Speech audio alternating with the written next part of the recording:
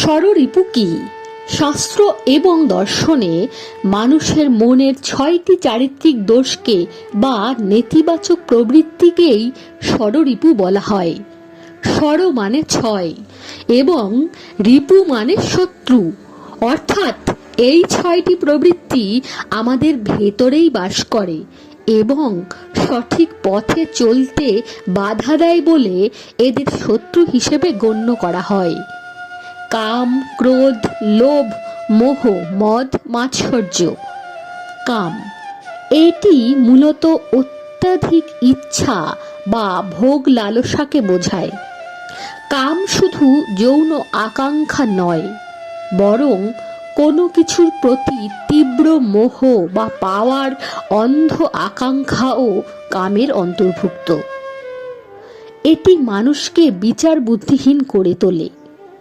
ক্রোধ কাম বা কোনো ইচ্ছা পূরণ না হলে মানুষের মনে যে প্রচণ্ড রাগের সৃষ্টি হয় তাই ক্রোধ।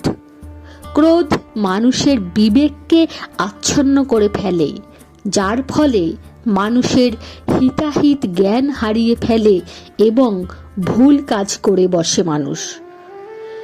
লোভ নিজের যা আছে তাতে সন্তুষ্ট না থেকে অন্যের জিনিস পাওয়ার আকাঙ্ক্ষা বা আরও বেশি পাওয়ার অদম্য ইচ্ছাই হলো লোভ। লোভ মানুষকে অনৈতিক কাজের দিকে ঠেলে দেয়। মোহ মোহ হলো সত্য মিথ্যা বা ন্যায় অন্যায় বিচার করতে না পারা।